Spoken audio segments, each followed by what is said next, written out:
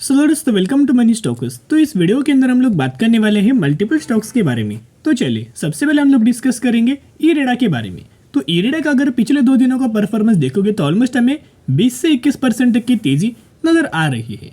Basically company को लेके 3 बड़े अपडेट्स है। इतने ज़्यादा अपडेट्स ये बड़े हैं ना, जितना पॉजिटिव भी अपडेट्स भी है। यानी कि कहीं ना कहीं अगर आप देखोगे ये अपडेट्स बहुत ज़्यादा पॉजिटिव है। इन अपडेट्स की वजह से बड़ी रैली, बड़ी तेजी हमें इस कंपनी के अंदर कंटिन्यू हो सकता है, ये कुछ भी नहीं। और कई गुना कंपनी अच्छा खासा परफॉर्म कर सकता है। एक तो कंपनी ने प्रूव करके दिखाया हुआ है, आईपीओ के अंदर जिन लोगों को आईपीओ के अंदर अलर्ट में मिला था उन लोगों का पैसा 4 गुना कंपनी के द्वारा किया गया है। और जिन लोगों ने आईपीओ के बाद भी निवेश किया था उन लोगों को भी 2 से 3 गुना पैसा बना के दिया है। यानी कि फंडामेंटली कंपनी स्ट्रांग है, इतना तो लोगों को पता लग चुका है। और रिटर्न भी कंपनी बहुत अच्छे खासा दे रहा है। अभी सबसे पहले अपडेट्स की अगर बात कीजिए तो आपको पता है कि कंपनी का रिसेंटली Q3 का रिजल्ट नजर आया और उस रिजल्ट्स के अंदर कंपनी ने कई गुना अच्छा खासा परफॉर्म किया है। जैसे कि आप ये देख सकते हो, कंपनी का जो नेट प्रॉफिट है ना उसके अंदर 67% तक की ग्रोथ आई है। उसके साथ साथ कंपनी का जो अर्निंग पर शेयर है उसके अंदर भी 57% तक की ग्रोथ है। और जो कंपनी का रेवेन्यूज है ना उसके अंदर भी 40 से 50% तक की ग्रोथ नजर आ रही है। यानी कि जो रिजल्ट हमें मार्केट एक्सपेक्ट करके चल रहा था ना उससे कई गुना अच्छा हमें इरेडा के द्वारा हमें परफॉर्म किया गया है। इसका जो रिएक्शन है ना बहुत ही जल्द, यानी कि आपको पता है कि कल के दिन यानी कि मंडे के दिन मार्केट तो क्लोज है, राइट। तो मार्केट ओपन होने वाला है ट्यूसडे के दिन। तो ट्यूसडे के दिन इस कंपनी के अंदर अच्छी खासी रैली, अच्छा खासा मोमेंटम हमें बन सकता है। उसके साथ साथ सेकेंड अपडेट, अभी ये अपडेट्स अगर आप देखोगे ना तो आपको पता है हमने पहले आपके साथ बहुत बार इन्फॉर्म किया था कि अगले महीने क्या आने वाला है। अगले महीने होने वाला है बजट 2024। तो बजट में क्या होने वाला है, बेसिकली रिन्यूएबल सेगमेंट को बहुत ज़्यादा फोकस्ड किया जाएगा। उसके साथ साथ रेलवे सेगमेंट को फोकस किया जाएगा। उसके साथ साथ डिफेंस सेगमेंट को फोकस किया जाएगा। उसके साथ साथ ईवी के लिए भी फोकस किया जाएगा। तो कहीं ना कहीं अगर आप देखोगे तो रिन्यूएबल एनर्जी भी एक इंपॉर्टेंट रोल प्ले कर सकता है। और बजट के अंदर बहुत बड़े बड़े निवेश, बहुत बड़े बड़े इन्वेस्टमेंट नजर आ सकते या फिर किए जा सकते। तो कहीं ना कहीं ये कंपनी क्या करता है, ये कंपनी जो रिन्यूएबल एनर्जी वाली कंपनीज है ना उन कंपनीज को इरेडा एक फाइनेंस प्रोवाइड करता है। और ये एक एनबीएफसी सेगमेंट से कंपनी बिलोंग है। इनका सेक्टर है फाइनेंस, लेकिन सर्विस प्रोवाइड करता है रिन्यूएबल एनर्जी को। कहीं ना कहीं अगर आप देखा इसका कई गुना अच्छा खासा बेनिफिट इरेडा कंपनी को नजर आ सकता है। उसके साथ साथ ये अपडेट्स की वजह से भी कंपनी के अंदर रैली आ सकती है। पुराना अपडेट से ऑलमोस्ट हमें 1 से 2 दिन पहले ये अपडेट्स आया था, मैंने आपके साथ शेयर किया था, आपको याद होगा। देखेगा IREDA and Indian overseas bank एक दूसरे के साथ पार्टनरशिप हुआ था। एक दूसरे के साथ पार्टनरशिप जो भी कंपनी करता है दोनों कंपनियों को विन विन सिचुएशन के हिसाब से आने वाले फ्यूचर में बेनिफिट मिलता है। और ये पार्टनरशिप किस वजह से किया था, रीजंस था रिन्यूएबल एनर्जी फाइनेंसिंग को लेके ये पार्टनरशिप हुआ था। कहीं ना कहीं दोनों को हमें इक्वल अमाउंट ऑफ बेनिफिट मिल सकता है। उसके साथ साथ अगला अपडेट देखोगे तो ये भी अपडेट बहुत ज़्यादा पॉजिटिव है। अभी ध्यान से सुनना, ये लाइन जो सेंटेंस हमें मेंशन किया गया है ना दोस्तों, ध्यान से सुनना। देखेगा सुजलोन एनर्जी इरेडा शेयर में ज्वाइन निफ्टी मिड कैप 150। यानी कि ये क्या होने वाला है, सुजलोन एनर्जी का और इरेडा का निफ्टी मिड कैप 150 के अंदर हमें बहुत ही जल्द एंट्री हो सकता है। तो अगर कोई भी कंपनी का इंडेक्स के अंदर अगर एंट्री होता है ना, जो इंडेक्स मार्केट के अंदर बहुत बड़ा वेटेज होता है, ऐसे इंडेक्स के अंदर अगर एंट्री होता है ना तो बहुत सारे जो बड़े कंसल्टेंसी होते हैं, बड़े इन्वेस्टमेंट होते हैं या फिर बड़े फॉरेन इन्वेस्टर होते हैं, डोमेस्टिक इन्वेस्टर होते हैं, म्यूचुअल फंड्स होते हैं, वो अच्छे इंडेक्स के अंदर जितने सारी कंपनीज है ना उन कंपनीज के अंदर बेस्ट जो कंपनी है उन कंपनीज के अंदर निवेश करते हैं। कहीं ना कहीं अगर इनकी एंट्री होती है ना निफ्टी मिड के 150 के अंदर इरेडा की, तो आप समझ सकते हो बहुत बड़ा इनफ्लो हमें आ सकता है, बहुत बड़े इन्वेस्टमेंट हमें इस कंपनी के अंदर किए जा सकते। एक बात क्या है कि ये कंपनी डिमांड फुलफिल करने वाले आने वाले फ्यूचर में, राइट। तो जो भी कंपनी डिमांड फुलफिल करेगी उस कंपनी के नेट प्रॉफिट्स एंड रेवेन्यूज के अंदर भी ग्रोथ आएगा। उसके साथ साथ आपको बताइए स्पेशली गवर्नमेंट बहुत ज़्यादा फोकस कर रहा है रिन्यूएबल सेगमेंट के अंदर, जो कि आने वाले फ्यूचर के लिए फाइनेंशियल ईयर 2027 तक 50% तक का जो पावर हमें जनरेट होने वाला है रिन्यूएबल सेगमेंट के अंदर होने वाला है। और जो नए कंपनीज मार्केट के अंदर आ रही है, जो नए कंपनी स्टार्टअप अपना बिजनेस कर रही है, उन कंपनीज को इरेडा कंपनी क्या करता है, फाइनेंस प्रोवाइड करता है। कहीं ना कहीं इस कंपनी को भी बेनिफिट मिलेगा। उसके साथ साथ सैटरडे के दिन आपको बताया कि मार्केट ओपन था, यानी कि कल के दिन। तो जैसे ही मार्केट ओपन था वैसे इस कंपनी के अंदर अच्छी खासी रैली भी नजर आया। एक बहुत बड़ा एम ऑर्डर भी लग चुका है करंट प्राइस के ऊपर, यानी कि ऑलमोस्ट 11 लाख क्वांटिटीज का आफ्टर मार्केट ऑर्डर लग चुका है। तो कहीं ना कहीं अगर आप देखोगे बहुत ज़्यादा चांसेस ये है कि जब ट्यूसडे के दिन मार्केट ओपन होगा ना अच्छी खासी रैली इस कंपनी के अंदर भी हमें दिख जाएगी। उसके साथ साथ लगातार जो कंपनी के अंदर तेजी आई है, फिर भी इस कंपनी के अंदर डिलीवरीज अगर आप देखोगे तो 39% तक की डिलीवरीज नजर आ चुकी है। तो चलिए बेसिकली ओवरऑल कंपनी का परफॉर्मेंस अगर आप देखोगे तो कैसा था, चलिए बात कर लेते हैं। बेसिकली जो कंपनी का रेवेन्यूज है ना, वो ऑलमोस्ट हमें 1180 करोड़ से बढ़ चुका है 1250 करोड़, और 850 करोड़ से बढ़ चुका है 1250 करोड़। कहीं ना कहीं ईयर ऑन बेसिस भी बहुत अच्छे खासी ग्रोथ है, और क्वार्टर ऑन क्वार्टर बेसिस के ऊपर भी बहुत अच्छे खासी ग्रोथ है। उसके साथ साथ कंपनी का नेट प्रॉफिट भी अगर आप चेकआउट करेंगे तो 201 करोड़ से बढ़ चुका है 336 करोड़, और 290 करोड़ से बढ़ चुका है 336 करोड़। कहीं ना कहीं इनके प्रॉफिट्स के अंदर भी ग्रोथ है, और इनके साथ में अर्निंग पर शेयर के अंदर भी ईयर ऑन बेसिस भी और क्वार्टर ऑन क्वार्टर बेसिस के ऊपर भी ग्रोथ है। उसके साथ साथ इरेडा कंपनी का अगर आप ओवरऑल इनका शेयर होल्डिंग पैटर्न्स देखोगे तो ये भी बहुत ही गजब का है। प्रमोटर्स के पास 75% का स्टेक है, एफआईज ऑलमोस्ट हमें 2% का स्टेक होल्ड कर रही है, डीआईएस के पास 4.5% का स्टेक है, और पब्लिक के पास ऑलमोस्ट हमें 19% का स्टेक है। तो कहीं ना कहीं यार दोस्तों अगर आप ऑब्जर्व करेंगे तो पब्लिक के पास भी अच्छा खासा स्टेक है, और एफआईज और डीआईएस के द्वारा भी अच्छा खासा इंटरेस्ट इस कंपनी के अंदर दिख रहा है। तो सिर्फ एफआईज डीआईएस नहीं है दोस्तों इस कंपनी के अंदर, बल्कि म्यूचुअल फंड्स के द्वारा भी बड़ी खरीदारी हो रही है।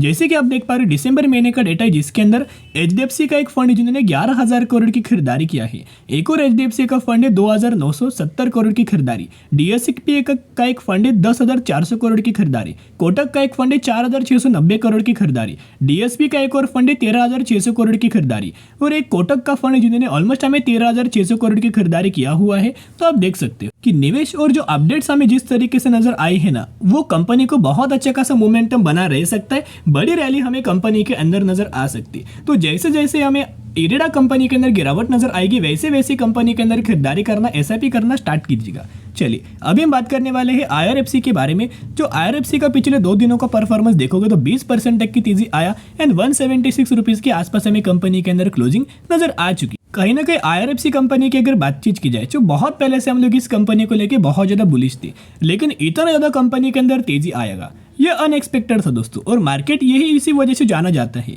कि मार्केट के अंदर अगर आपको पैसा कमाना है ना, तो आपके पास पेशेंस होना चाहिए, और सही पॉइंट के ऊपर अगर आप निवेश करेंगे तो 100% आप स्टॉक मार्केट से पैसा कमा सकते हैं। एक एग्जांपल आप देख सकते हो कि डिमांडिंग सेक्टर है, बजट आने वाला है, उसके साथ साथ राम मंदिर का उद्घाटन होने वाला है, उसके साथ साथ बड़े बड़े प्रोजेक्ट्स कंपनीज को मिल रहे हैं, उसके साथ साथ कंपनी फाइनेंस भी प्रोवाइड कर रहा है, यानी कि इतना अच्छा खासा कंपनी है ना, इस वजह से आपको बड़ी रैली हम इस कंपनी के अंदर नजर आई है। सभी तीनों चारों रीजन से जिस वजह से लगातार तेजी आ रही है। लगातार कंपनी एक पैटर्न फॉलो करता है, हमने पहले भी डिस्कस किया था कि पहले कंपनी कंसोल्ट करेगा, फिर तेजी आएगा, फिर कंसोलिडेट करेगा, फिर तेजी आएगा, फिर कंसोलिडेशन, फिर एक बार तेजी। अभी क्या हो सकता है, अभी आपको निवेश नहीं करना है दोस्तों, ऐसी गलती बार बार मत करना। क्या होता है, बहुत ज्यादा लोग गलती करते हैं, इतना ज्यादा तेजी आया ना तो तेजी के पीछे भागते नहीं। जब कंपनी दोस्तों रिलैक्स होगा, जब कंपनी के अंदर प्रॉफिट बुकिंग होगा, या फिर कंपनी कंसोलिडेट करेगा, उस समय खरीदारी करना ये निवेश करने का सही मौका नहीं है। जो लगातार कंपनी के अंदर तेजी आ रहा है ना, लोग क्या कर रहे हैं, भी लगातार निवेश करें नहीं दोस्तों।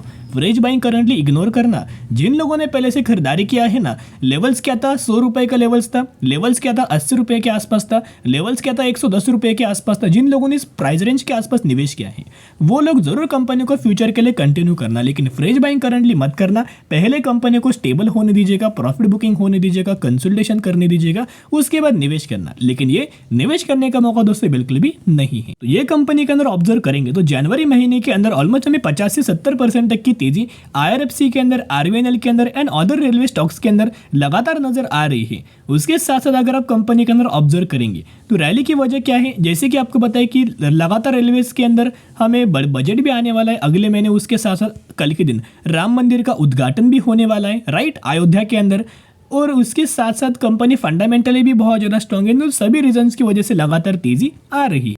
तो आईआरएफसी कंपनी के अंदर, आरवीएनएल के अंदर, उसके साथ साथ रेलटेल के अंदर बहुत सारे कंपनी जो रेलवे से सेगमेंट से बिलोंग करता है ना, उन कंपनीज के अंदर ट्यूसडे के दिन भी तेजी आ सकती।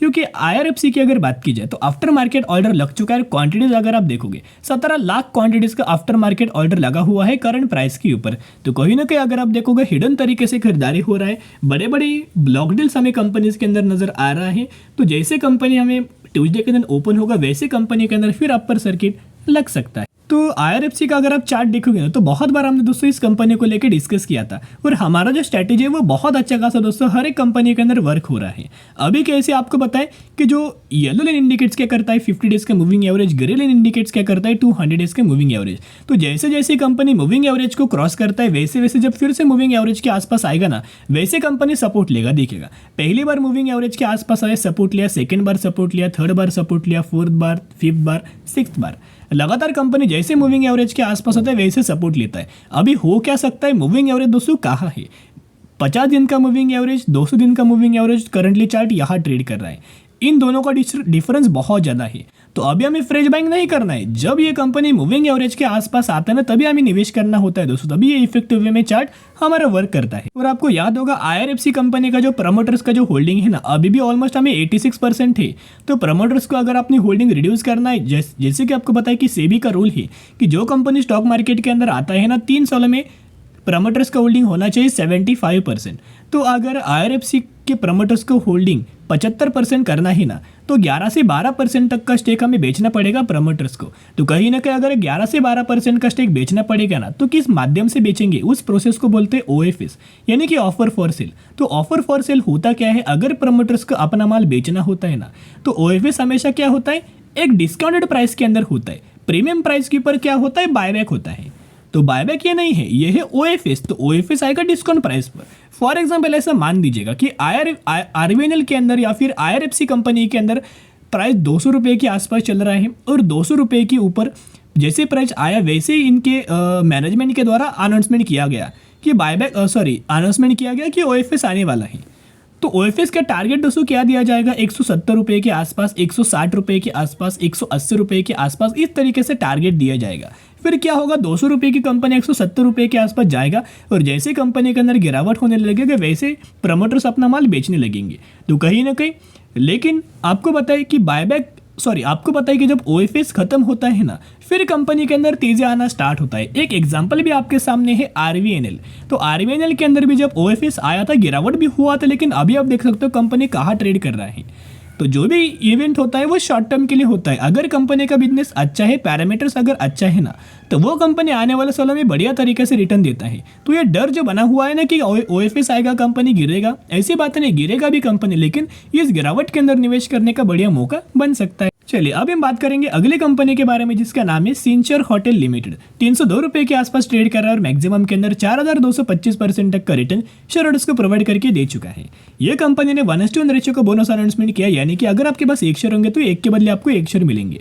कहीं ना कहीं अगर आप देखोगे तो जरूर कंपनी के बारे में स्टडी एनालिसिस कर सकते हो। तो चलिए आज के लिए इतना ही। अगर आपको ये वीडियो पसंद आए तो जरूर वीडियो को लाइक और चैनल को सब्सक्राइब कर सकते हो। फिर मिलेंगे, बाय।